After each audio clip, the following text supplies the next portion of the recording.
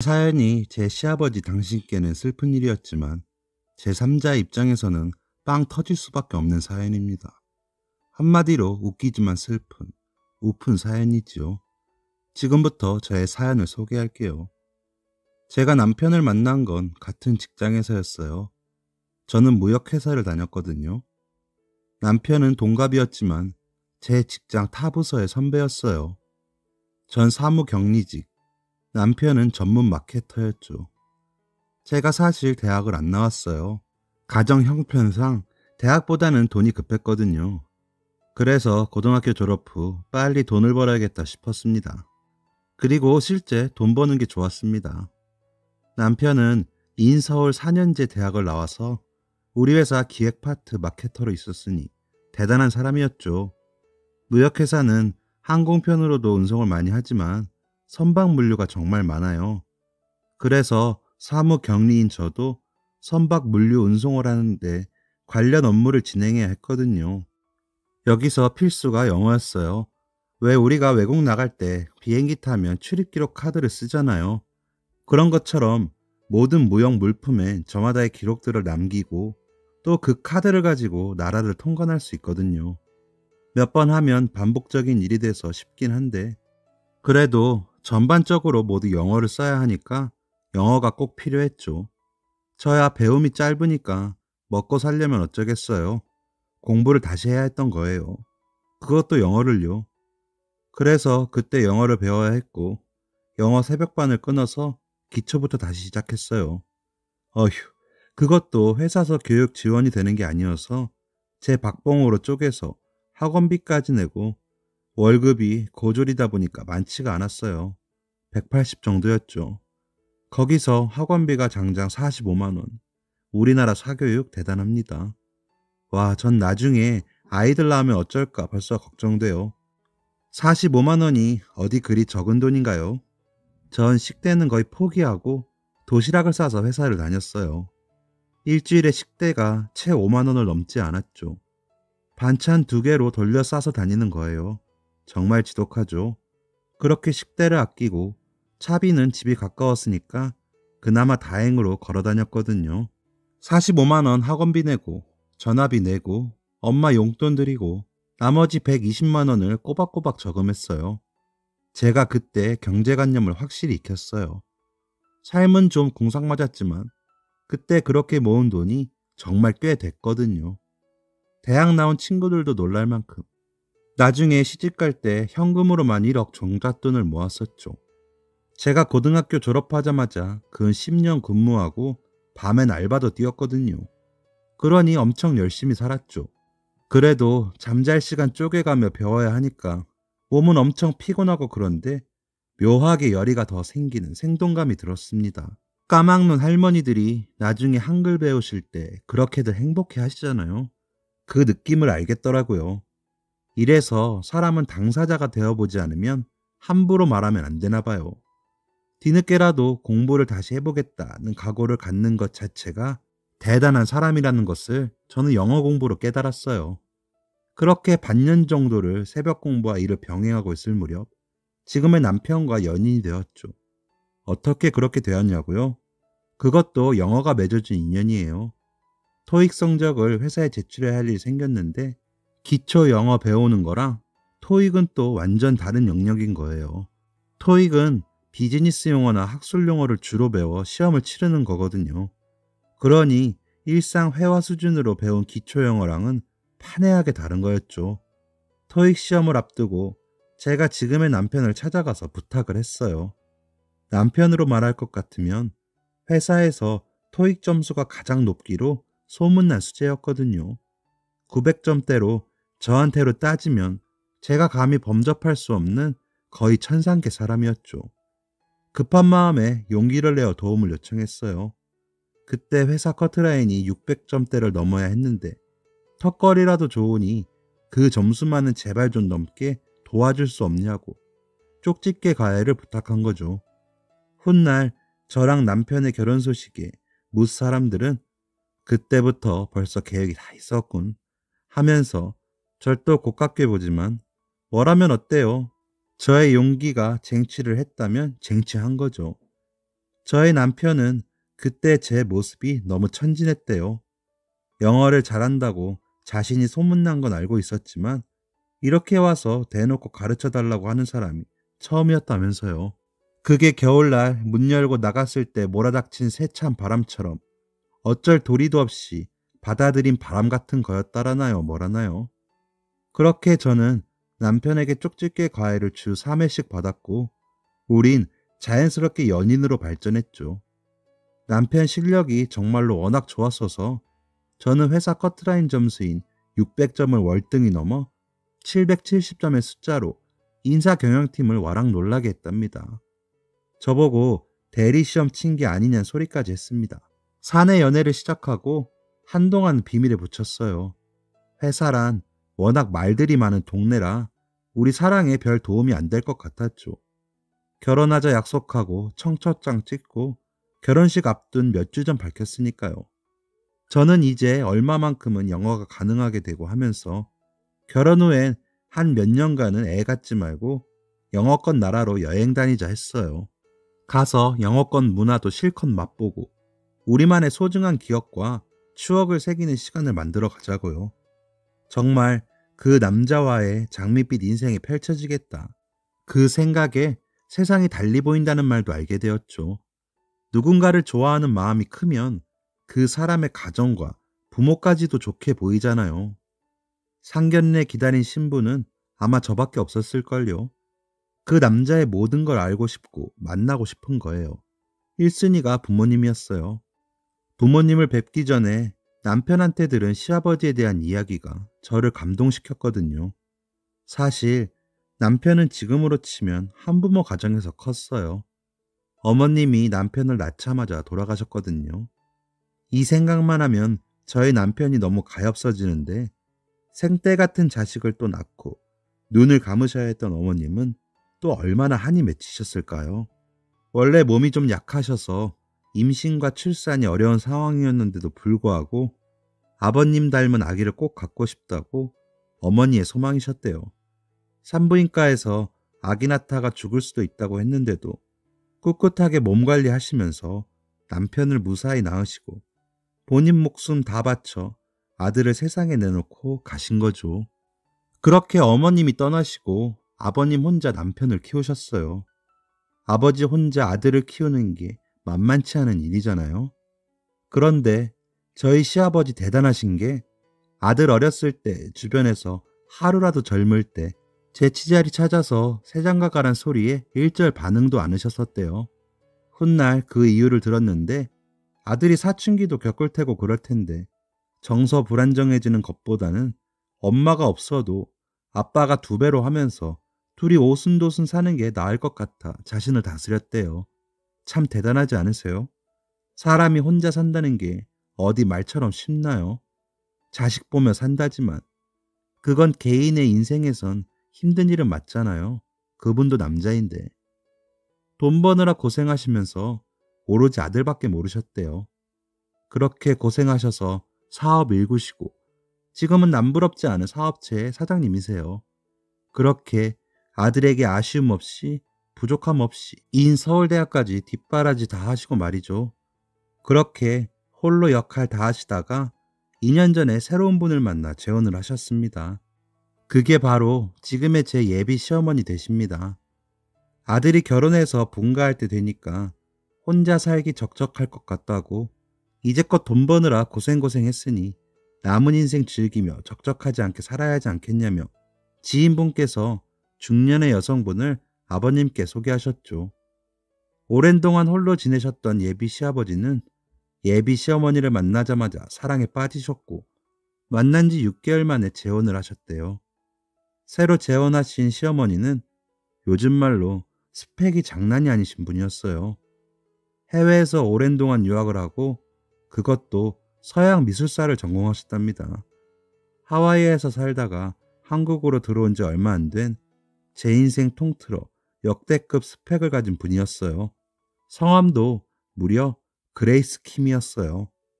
전 예비 시어머니를 만난 첫날을 아직도 잊지 못합니다. 예비 시아버지의 초대를 받아 남자친구의 집에 처음 놀러간 날이었어요. 살면서 처음 한남동을 와봤는데 왜 부자들이 사는 동네인지 알겠더라고요.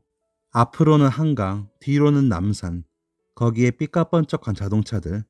서울에도 이렇게 경치 좋은 곳이 있었나 싶었어요.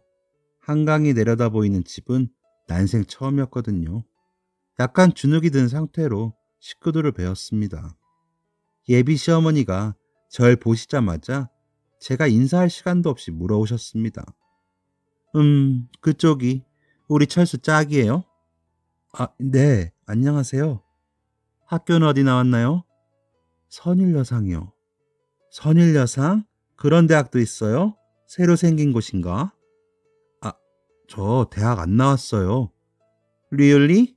대학을 안 나왔다고요? 그럼 뭐야? 고졸이에요. 아니 철수. 어떻게 이런 여자를 만날 수 있지? 철수? 너 어떻게 된 거 아니야? 절 이렇게 면전에서 개무시하셨습니다. 고졸이 뭐 어때서 그러죠? 저에 대해 잘 알지도 못하면서 그분은 제가 어디 나왔는지에만 꽂혀서 첫 만남에서부터 대놓고 무안을 주시더라고요. 어떻게 여자가 이렇게 배움이 없다니. 영어를 섞어 혀를 잔뜩 굴려가시며 어찌나 저를 무시하시던지. 그때 시아버지도 무안하신지 헛기침을 하시며 그만해요. 사람 면전에 대고 그런 얘기가 어딨어? 희나야 미안하다. 이 사람이 외국에 오래 있어서 말하는 게 거침이 없어. 내가 미안하다. 라며 저를 위로해 주셨습니다. 남편과 저는 그저 난감할 뿐이었습니다. 근데 예비 시어머니는 꼭 제게만 그렇게 영어를 샬라샬라 쓰시는 거예요. 은근 저를 무시하고 꼽을 주려고 하시는 느낌을 강하게 받았습니다. 예비 시어머니는 나름 고상한 분이셨어요. 그 연세에도 네일 아트 샵을 다니시며 항상 손톱 발톱엔 화려한 매니큐어를 바르시고 집에서도 드레스를 입고 계셨으며 강아지랑 산책하는 것을 좋아하시고 아침은 항상 클래식 음악에 커피와 빵 한 조각이고 평생 다이어트를 하시며 쇼핑하는 거 좋아하고 미술관 가시는 게 취미인 분이셨습니다. 드라마에서나 봤을 법한 캐릭터였어요. 영어도 엄청 유창했습니다. 뭐 원어민이라고 느껴질 정도는 아니었지만 잘하셨어요. 미국 영화나 드라마는 자막 없이 보시고 할 정도였으니까요. 그 부분은 참 부러웠습니다. 그래서 예비 시어머니를 만나면 항상 기가 죽었습니다. 아니, 예비 시어머니가 항상 의도적으로 저의 기를 죽이는 것 같았어요.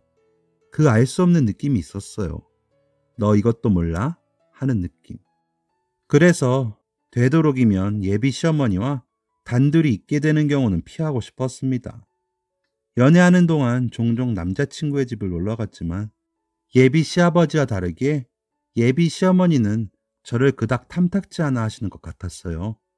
남편은 항상 제 방패막이가 되어 예비 시어머니가 조금이라도 저를 무시하려는 것 같으면 모두 막아주곤 했습니다. 그리고 드디어 상견례 날이 잡혔습니다. 고급 한정식집을 예약해서 양가 부모님과 함께 만났지요. 요즘은 결혼도 실리적으로 하는 게 대세라 저희는 예물 예단 모두 생략하기로 했습니다. 남편이 부족함 없이 살기도 하니 예물이나 예단에 드릴 돈은 여행을 다니며 견문을 넓히자며 값진 곳에 쓰자고 했어요. 시아버님이 재혼을 하시면서 남편이 독립을 하는 바람에 웬만한 살림살이는 남편이 살던 집에 다 있었거든요. 그것도 다 새 거로 고급진 제품들이었어요. 2년 전에 모두 구입했으니 새 거나 다름없었지요. 아버님도 너희들만 행복하면 된다고 양가 예물 예단할 필요 없으니 사돈 되시는 친정어머님께도 잘 얘기해드리라고 했거든요. 저희 엄마도 물론 오케이 하셨죠.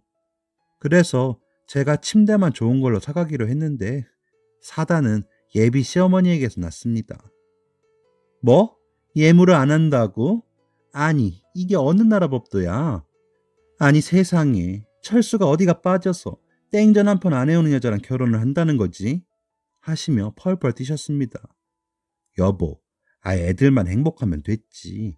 예물 예단이 뭐가 중요해요. 안 그래요? 아버님은 정말 우리의 편이었습니다. 그 부드러운 어조하며 품이 그 자체였죠. 그런 반면 예비 시어머니는 이런 아버님께 이렇게 말했습니다. 내가 당신 때문에 머리가 지끈지끈 돌겠어요. 여보, 자고로 결혼이란 일륜지 대사라 하잖아요. 한 집안에 세 사람이 오는 건데 우리 가문이 어떤 가문인지 상대 집안에서 해온 것들로 대변되는 것 아니겠어요? 그게 아주 합리적인 결혼이라고 생각하는데 어떠니, 희나? 네, 네, 어머니. 그죠. 그럼 어머님은 뭐 받고 싶으세요? 나는 우리 남편의 손목이 너무 허전한 것 같아 적당히 롤렉스 정도는 채워져 있으면 좋겠다라는 생각을 해보곤 해요. 네? 어머니, 그게 얼마짜린데요? 지금 희나한테 그걸 해오라는 거예요. 사정 잘 아시면서. 어머니, 롤렉스 시계가 갖고 싶으신 거세요? 예. 누가 들으면 내가 꼭 그걸 갖고 싶어서 너보고 사달라는 것 같잖니. 우리 가문을 대표하는 합리적인 예단. 잊지 마렴. 네.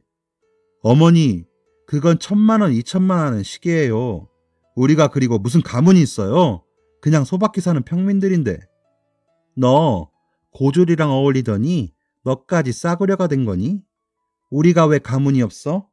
아무나 이런 한강에 훤히 보이는 뷰에서 사는 줄 아니? 이게 바로 가문이야. 내가 새엄마가 됐고 내 스펙 정도면 있는 집 아니겠어? 응? 난 그렇게 생각하는데 안 그래? 네네. 그럼요, 어머니. 그리고 롤렉스 시계는 2개 다 커플로. 예? 네. 어휴, 롤렉스 시계 2개라니. 3천만 원 예단을 해오란 거잖아요. 전 뒷골이 당겨왔어요. 신랑은 옆에서 펄펄 뛰었죠. 저희 집 사정을 뻔히 아는 신랑이니까요. 너 하지 마. 어머니, 이 사람 그건 못해요. 아버지가 괜찮다 하시는데 왜 어머니가 그러세요? 남편은 자기 식구니까 이렇게 말할 수 있지만 전 아무런 내색을 할 수 없었죠. 시댁은 시댁인가 봐요. 그런 분위기 속에 일단락이 됐습니다. 그러던 어느 날 예비 시어머니와 내키진 않지만 쇼핑을 같이 가게 되었어요. 해가려던 침대 때문이었죠.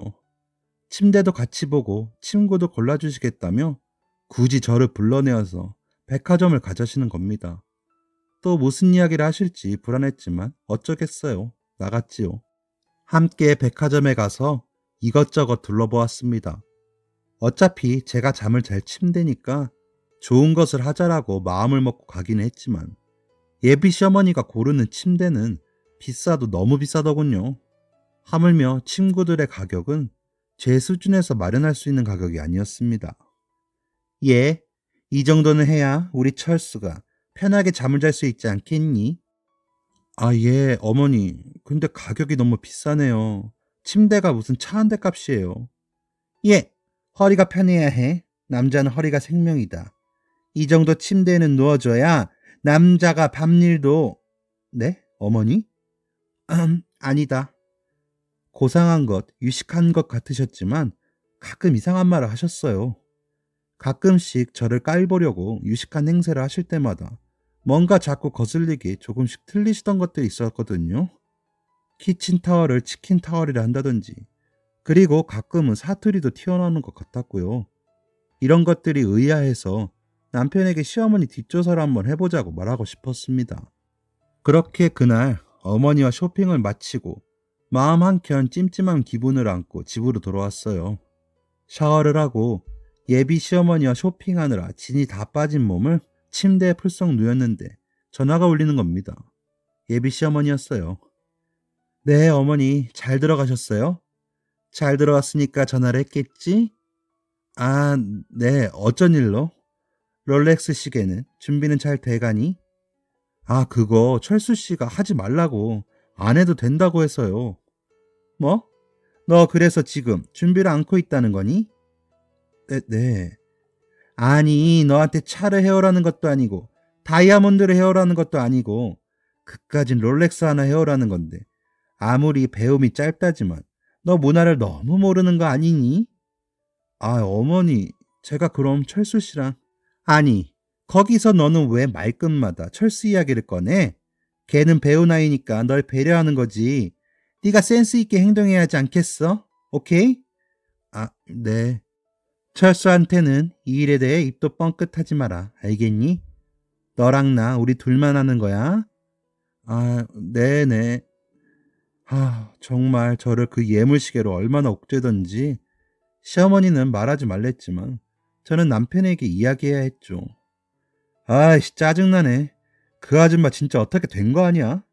아버지 체면 봐서 어머니 해드리니까 진짜 자기가 내 어머니인 줄 아나. 너 절대 사지 마. 내가 알아서 할 테니까. 나 괜찮을까? 내가 있는데 뭘? 근데 자기야, 새어머니 프로필 한번 제대로 떼어본 적 있어? 프로필? 응, 유럽 대학에서 정말 공부한 거 맞냐고. 하와이에서 산 거 맞냐고. 왜? 나만 그래? 난 새어머니 좀 의심가. 내가 못된 생각하는 건가? 아니야. 사실 나도 그래왔어. 진짜? 근데 왜 가만히 있어? 그럼 뭐 꼬치꼬치 형사마냥 따져 묻냐? 앞장 세워서 학적부라도 보자고 해? 못할 건 또 뭐야? 설령 아니라 쳐. 뭐 그럼 어쩔 건데. 아버지가 행복하시다는데. 근데 새어머니 아버님이랑 결혼하실 때 시계 해왔어? 시계는 무슨. 오히려 아버지가 돈을 주고 데려오셨다. 뭐? 그게 무슨 소리야? 하와이에선 여자가 남자를 데려가는 원주민들 풍습에서 유래했다나 뭐라나. 왜? 우리 제주도에도 전통 혼례 방식으로 있긴 하거든. 남자가 여자랑 결혼을 하려면 결혼 지참금이라고 해서 신부 집에 3천만 원을 주고 데려와. 그래서 그런가 보다 했지. 그래서 얼마를 줬는데? 왜 물어? 아니, 말 나온 김에. 1억. 뭐? 1억을 줬다고? 응. 하와이에 동생들하며 건사해야 할 식구들이 그대로 있다고. 그런 자기를 아버지가 데려가는 거니까 그 식구들은 어떻게 하냐고. 아니, 자기야, 말이 돼? 말이 안 돼도 내 삶이냐? 아버지 삶이지. 나도 아버지 재혼하시고 알았어. 돈을 주고 결혼을 하셨다는 걸. 그러니까 지금 자기도 돈을 주고 결혼을 했다라고 표현한 거네. 야, 됐고. 롤렉스는 집어치우고 우리 신혼여행 가서 뭐 할까? 그렇게 남편은 아버지 인생은 아버지 인생이라며 예비 시어머니를 의심하는 제게 뒷조사를 한번 해보자는 말을 꺼낼 기회도 주지 않았습니다. 그리고 세상에 국제결혼도 아니고, 아니 국제결혼이라고 쳐도 1억이라뇨. 저는 시어머니의 정체가 미치도록 궁금해졌어요. 제 마음은 무언가 찝찝하고 꼼꼼했어요. 의심투성이었죠. 하지만 일단 롤렉스 시계부터 해결해야 했죠. 어머니, 저기 롤렉스는 안 될 것 같습니다. Why? 철수 씨랑 상의해봤는데요. 뭐? 너 내가 말하지 말라고 했니 안 했니? 배운 게 없다더니 이 꼬라지를 벌써부터 나한테 보이는 거니? 잔말 말고 내 말 들어. 난 너 같은 며느리 보려고 나 그 생고생하면서 유럽에서 공부한 거 아니다. 내 체면을 봐서라도 네가 성의를 보여야지. 잔말 말고 예단 그렇게 해. 아휴, 정말 이분 왜 그렇게 고가의 시계를 원하고 있는 걸까요? 신랑은 이 얘기를 듣고 노발대발하며 급기야 예비 시어머니와 말다툼을 하게 되었어요. 아니 어머니, 지금 3천만 원짜리 예물 시계를 해오라는 속셈이 뭐세요? 어머 얘 봐. 고졸이랑 어울리더니 속셈이라니? 너 나 속물 취급하니? 지금 어머니 행태가 딱 그거잖아요. 막말로 어머니 자식도 아니면서 결혼 참에 한몫 뜯어내려는 거 아니세요? 뭐? 교양업계 그게 무슨 말이야? 지금 어디 어른들 앞에서 노상방뇨야? 여보, 나 희나가 너무 얄미워요. 나를 어떻게 시샘하든지. 아니, 내가 지보다 더 배웠다고 이러나 봐요. 우리가 시계 하나 상징으로 그까지 롤렉스 하나씩 나눠 갖게 해달라는 게 뭐가 잘못됐어요? 철수, 너 어머니한테 사과해. 그게 무슨 버르장머리 없는 말이야? 내가 널 그렇게 키웠어? 아버지 저 두 말 안 씁니다. 이 문제 더 거론 마세요. 그 와중에도 예비 시어머니 고성방가를 노상방뇨라 말씀하신 게 제 귀에 쏙 들어와 박혔습니다. 그렇게 대판 뜬 이후 전 지옥이 시작됐습니다. 예비 시어머니는 절 더더욱 무시하기 시작했고 대놓고 미워했어요. 못 배웠으면 입이나 무거울 것이지. 아휴, 어디서 저런 천한 것을. 가끔씩 저를 만날 때마다 눈을 뱁새처럼 뜨고는 못 잡아먹어서 안달인 사람처럼 보였습니다. 시아버지께 결혼 무조건 안 된다며 자기는 철수의 행복을 위해서, 그리고 이런 집안에는 급이 맞는 며느리가 들어와야 한다고 생각한다며 이간질을 하기도 했답니다. 뭐 아버지는 눈 하나 깜짝하지 않으셨지만 말이에요. 너무 속상해서 이 모든 일을 친정엄마한테 얘기했더니 친정엄마가 노발대발 하시며 혼수 제대로 해가자고, 딸 인생에 한 번 있는 일 내가 어떻게든 대출을 받아서라도 네 혼수 제대로 해서 보내야겠다고, 예물이랑 예단 제대로 해서 무시받을 일 만들지 말라며 사돈 어른들 다시 뵙고 이야기 나누자고 하셨습니다. 그렇게 어이없게 두 번째 상견례 날이 됐습니다. 우리 집에선 혼수 이야기 다시 하고 결혼식 정리 다시 해서 계산 제대로 하자고 맞불을 놓을 작정이었죠. 처음 상견례를 했을 때 고급 레스토랑에서 만나기도 했고, 이번에는 간단히 이야기만 나눌 요량으로 호텔 커피숍에서 가족들이 만났습니다. 자리에 앉자마자 두 어머니들이 폭발했습니다. 사부인? 아이가 똑똑했으면 말귀를 금방금방 알아먹을 텐데, 사부인도 애가 머리가 영 안 좋아서 고생 많이 하시면서 키우셨을 것 같네요. 아니요, 저희 아이는 속 한번 썩이지 않고 잘 컸어요. 오히려 사부인이 유럽서 공부를 많이 하셨다고 해서 저희는 사부인이 깨어 계신 분인 줄 알았는데, 유럽 어디서, 대체 공부를 어디서 하셨길래 이렇게 얼토당토않는 고집을 내세우시나 너무 궁금하네요. 저희 엄마에게 이런 모습이 있으셨다니 아무래도 딸이 당하는 모습에 작정하신 것 같더라고요. 말을 한들 뭐 고조를 배출하는 그런 집에서 아시겠어요? 자격지심은 뭐 누구에게나 있는 거니까 배운 내가 참아야지. 안 그래요, 여보? 뭐. 난감한 표정으로 아버지가 헛기침 같은 웃음을 토해내시며 땀을 닦아내셨어요. 저희 아버님은 신기하게 새어머니 앞에서만 있으면 꿀먹은 벙어리가 돼요.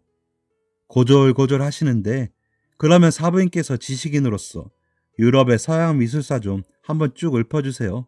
듣고 싶어요, 사부인. 네? 여기서요? 네, 어때요? 그렇게 오랫동안 유럽서 계셨으면? 그걸 무료로 지금 여기서 풀라고요? 왜요? 모르시는 건 아니죠? 어머, 이 사부인. 딸이 누굴 닮았나 했더니 엄마를 닮아서 그렇게 사람을 분간 못하고 막 들이대는구나. 경우가 없으시네, 정말. 뭐라고요, 사부인? 아, 죄송해요. 쏘리. 할 말 다 하고 얄밉게 사과 같지 않은 사과를 하시는 예비 시어머니께 저희 엄마는 슬슬 도끼가 오르시는 것 같았어요. 예비 시어머니는 저를 개 무시하다 못해 저희 친정엄마까지 대놓고 무시하셨으니까요. 친정엄마가 열이 받을 대로 받으셔서 일을 내실 것만 같았어요. 이러다간 상견례고 뭐고 결혼이 위태로워 보였죠. 이 결혼을 바로 엎어버릴 것 같아 보였죠. 사실 저도 그런 마음이 목구멍까지 차올라 있던 상태였어요. 두 남자들은 서로를 쳐다보며 난감해하고 있었습니다. 그때였습니다. 웬 덩치 큰 외국인이 멀리서 저희 쪽을 한참 바라보더니 갑자기 뚜벅뚜벅 걸어서 우리 쪽으로 와서 예비 시어머니 앞에 떡하고 서는 게 아니겠어요? 긴가민가 하는 표정을 하더니 이내 이와 잇몸이 환하게 만개하여 웃더니 큰 소리로 커피숍이 떠나가게 말합니다. 에이, 춘자! 아우, 춘자 맞네. 반갑다. 오랜만이야. 어떻게 지냈어? 아직도 이태원에 살고 있어? 누구세요? 예비 시어머니를 뺀 나머지가 그 사람을 올려다보며 이구동성으로 일제히 물었습니다. 나 춘자 알아요. 나 춘자 친구였어. 나 마이클. 기억하지? 어머, 뭐라는 거야, 이 곰탱이 같은 게. 어머니, 아시는 분이세요? 예, 내가 쟤를 어떻게 알아? 춘자, 왜 나를 몰라? 거짓말하지 마. 난 마이클이야. 우리 예전에 일주일에 7번 만났어. 어머, 뭐지 이해감은? 그 외국인은 거침이 없었어요. 마치 저희들을 청중처럼 생각하고 화수분처럼 이야기를 쏟아냈죠. 나 오랫동안 한국에 있었어. 군인이었다. 춘자가 이태원 소방서 뒤 끝내주는 술집 보스였다. 춘자 아가씨들 이태원에서 제일 예뻤어. 그래서 인기가 끝내줬지. 나 미국으로 돌아갔다가 가족들이랑 여행 와서 이 호텔에 있는데 여기서 오랜만에 춘자를 만났네. 반가워, 춘자. 아직도 라이터로 맥주 잘 따? 어머, 뭐라는 거야? 아우, 재수없는 게 짜증나게. 그러더니 얼굴이 뻘개진 시어머니가 그 외국인 싸대기를 힘차게 갈기고 뛰쳐나가는 거예요. 와우, crazy! 왜 저래요, 춘자! 그 뒤로 우리는 그 사람을 앉혀두고 소상히 얘기를 들었죠. 세상에 글쎄요. 그레이스 킴이라는 시어머니는요. 알고 봤더니 이태원서 미군들 상대로 바를 운영하던 마담이었던 거예요. 그 외국인이 이태원에 가서 예비 시어머니의 소식을 물었더니 돈 많은 할아버지 꼬셔서 결혼했다. 그래서 이 바닥 은퇴했다. 라는 소문만 있었다 하고요. 그게 우리 예비 시아버지였던 거죠. 춘자란 예명을 달고요. 그 외국인 말이 다 사실이었던 거죠. 그레이스 킴 같은 소리 하고 있었던 거죠. 그녀는 이태원의 마담 김춘자, 아가씨 40명을 거느린 화류의 늙은 여인이었습니다. 저희 아버지가 이태원 쪽 건물을 보러 다닌다는 사실을 알고 의도적으로 공인중개사를 통해서 접근을 한 거더라고요. 이름도 학력도 나이도 모두 가짜였어요. 저희 아버지 그 자리에서 충격 먹으시고 한동안 누워서 못 일어나셨습니다. 정말 돌아가시는 줄 알았습니다. 그래도 무슨 정이 남으셨는지 사정이 있을 거라며 찾겠다는 거예요. 이래서 남자가 한번 여자한테 정 주면 더 무서운 법인가 봐요. 저희 남편이랑 저랑 아버님 뜯어 말리느냐고. 저희 신랑 아버님 앞에서 눈물까지 흘렸어요. 제발 정신 차려달라고. 한동안 정신이 반쯤 나가 있는 시아버님 때문에 결혼식을 미뤄야 하나 어쩌나 했습니다. 그 덕분에 우리 결혼식까지 망칠 뻔했지요. 이름도 속이고 학력도 과거도 모두 속였던 시어머니는 그렇게 자신의 정체를 폭로하고만 마이클에게 싸대기 한 방을 날림으로써 모든 것을 인정한 꼴이 된 거죠. 개망신을 당하고 그 길로 야반도주 주랭랑을 쳤어요. 결국 결혼식 혼주석엔 마음을 조금 추스른 시아버지만 덩그러니 앉아 시어머니 없는 결혼식을 하게 되었고요. 아버님께서는 정신이 돌아오시기까지 꽤 걸렸지만 지금은 김춘자를 조금씩 잊어가고 있는 상태입니다. 아버님이 저는 안쓰럽더라고요. 그래도 의리가 있는 건지 사정이 있을 거라며 자기 여자라고 여기셨던 것 같아요. 전 신랑에게 아버님을 모시고 함께 살자 제안했고 신랑은 아버지가 좀 괜찮아질 때까지 보살펴 드리자며 저의 제안을 받아들여서 남편 본가로 들어가서 아버님이 적적하지 않게 함께 지내고 있습니다. 저희는 그렇게 크게 잘못될 뻔한 가정을 다시 바로잡으며 서로 위하고 살고 있습니다. 그리고 그 문제의 롤렉스 시계는 아버님께 해드렸어요. 생각해보니까 제가 지금의 남편을 헌신적으로 키워서 제게 보내주신 거잖아요. 그게 너무 감사한 거예요. 그래서 친정엄마 몰래 제가 적금부터 해드렸죠. 그때 아버님은 한사코 마다하셨지만 지금은 잘 때도 그걸 끼고 주무신다고 해요. 며느리가 준 선물이라 너무 좋다고요. 본인 말씀으로는요. 결국 롤렉스 시계를 받은 주인공은 따로 있었고 은혜 받을 사람에게 돌아간 거죠. 저희는 김춘자 씨를 혼인빙자 사기죄로 고소해 놓은 상태이나 행방이 아직까지 묘연합니다. 이 자리를 빌어 김춘자 씨에게 한마디 하고 싶습니다. 남은 인생 선량하고 열심히 살아온 할아버지들 등치지 말고 곱게 늙어가길 바란다고요. 남의 눈에 눈물 나게 하면 자신의 눈에는 피눈물 나는 것을 알라고요. 사연 들어주셔서 감사합니다. 모두 건강하세요. 지금까지 사연 들어주셔서 감사합니다. 사연이 재밌으셨다면 구독과 좋아요를 눌러주세요. 감사합니다. 안녕히 계세요.